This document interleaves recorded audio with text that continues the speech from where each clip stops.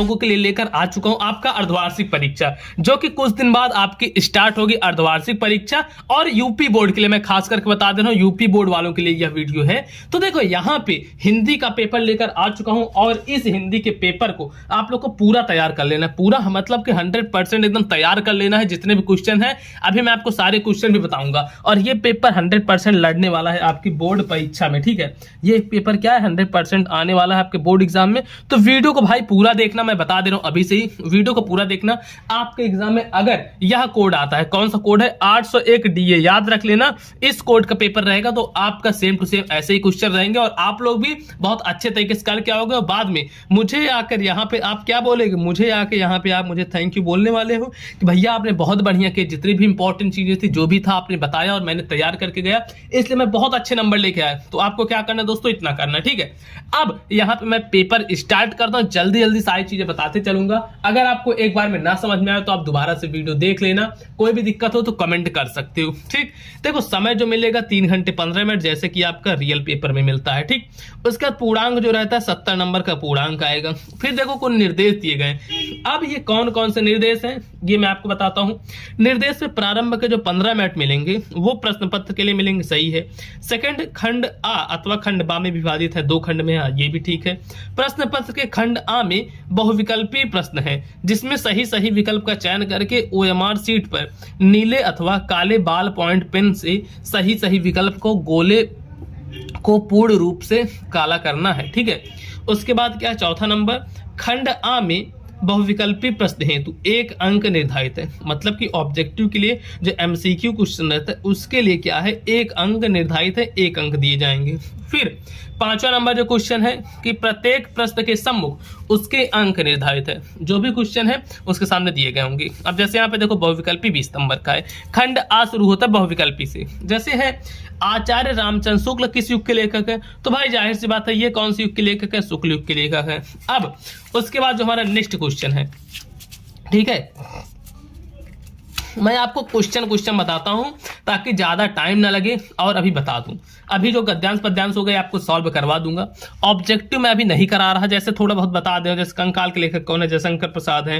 कलम का सिपाही किसकी होती है, अमृत राय की होती है। शुक्ल युग की समय सीमा 1919 से 38 तक होती है। साकेत किसकी रचना है, महादेवी वर्मा की या मैथिली शरण गुप्त की, आप लोग बताना। महादेवी वर्मा, ये सब गंगा लहरी, मतलब बहुत सारे ऐसे क्वेश्चन हैं जो कि काफी इंपॉर्टेंट है, ठीक है। ये सारे जितने भी क्वेश्चन है ना बहुत इंपॉर्टेंट है। मैं ये नहीं चाहता कि आपका ज्यादा टाइम जाए, इस वजह से मैं आपको क्वेश्चन पेपर दिखा दे रहा हूं, आप लोग इसको सॉल्व कर लेना। और अगर फिर भी ना कर पाओ तो आपका बस एक कमेंट आने की देरी है, जैसे आप सॉल्यूशन लिखोगी। और अगर 100 बच्चों ने भी सॉल्यूशन कमेंट कर दिया तो इसकी तुरंत वीडियो मैं बना दूंगा पूरे सॉल्यूशन की, पूरा अच्छे से आधे घंटे की, ठीक है। अभी मैं सोच रहा हूं कि आपका 10-15 मिनट में पूरा खत्म कर दूं ताकि आप लोग भी बढ़िया से समझ पाओ। अब जैसे है महादेवी वर्मा की रचना, इनमें कौन है, निहार, युगांत, शांतगीत, दीपशिखा कौन सी नहीं है। हास्य रस का स्थायी भाव, ये तो बच्चे को पता है हास्य रस का स्थायी भाव क्या होता है, आप मुझे कमेंट में बताना। बाकी होता तो यही हास्य है। करुण रस का क्या होता है, शोक होता है, ठीक है।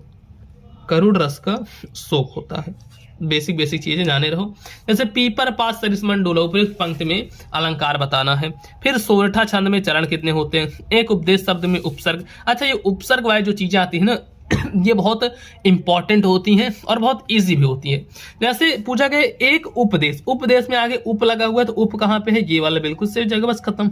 अब मैं मूर्ख नहीं हूं अर्थ के आधार पर वाक्य का भेद कौन सा है, संकेतवाचक होगा, विधानवाचक होगा, निषेधवाचक या फिर इच्छावाचक, कौन सा होगा ये बताना है।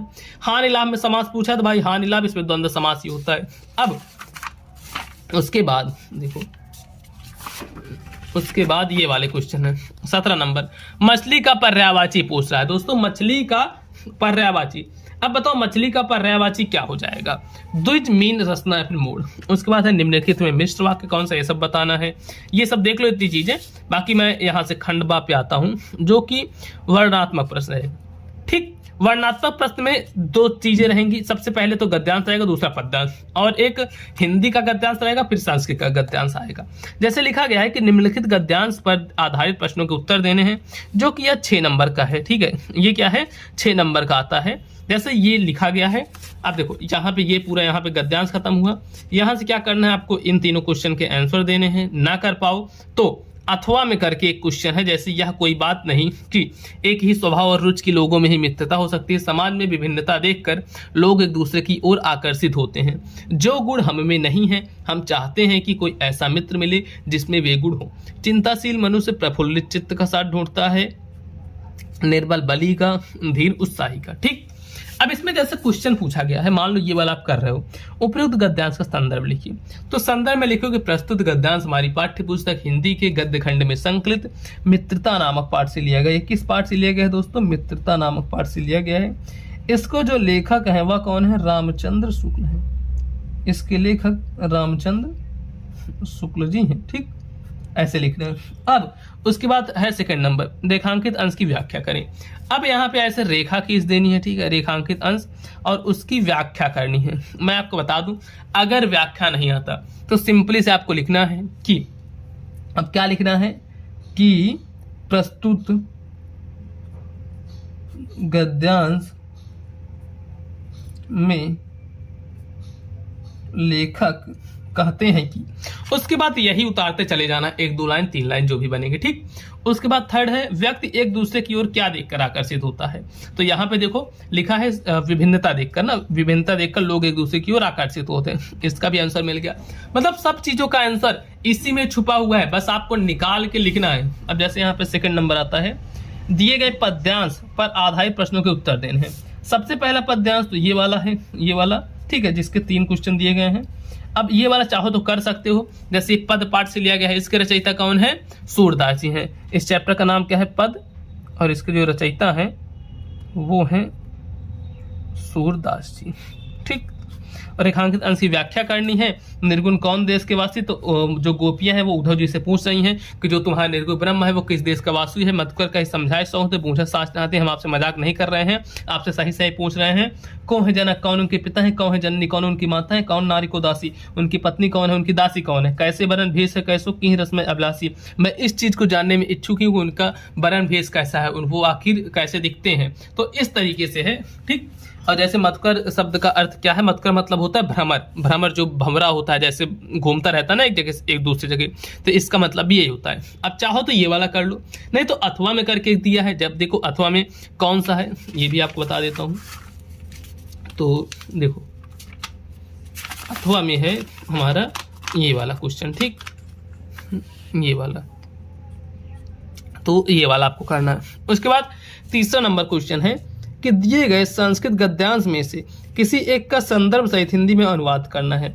चाहो तो ये वाला कर लो, चाहो तो ये वाला। इन दोनों में देखो अथवा करके है। 5 नंबर का ये भी रहेगा, 5 नंबर का ये भी रहेगा। ऐसा मत सोचना कि दोनों करोगे सही मिलेगा, नहीं, आपको एक ही करना रहेगा। अब जैसे इसमें पद्यांश में भी, संस्कृत पद्यांश में भी सेम इसी तरीके से है। 2 दिया गया है, जैसे उत्तरम यद समुद्रस्य हिमाद्रैस्यैव दक्षिणम। ठीक है, इस तरीके से है। उसके बाद फिर ये है किम्नु हित्वा प्रियो भवति, किम्नु हित्वा न सोचति, किम्नु हित्वार्थवान भवति, किम्नु हित्वा सुखी भवेत। ये वाला है, ये भी 5 नंबर का आएगा। 3 नंबर इसका अनुवाद करने का और 2 नंबर इसका संदर्भ लिखने का। इस तरीके से रहता है। उसके बाद देखो 5वां नंबर क्वेश्चन, अपने पठित खंडकाव्य के आधार पर निम्नलिखित प्रश्नों के उत्तर देने हैं।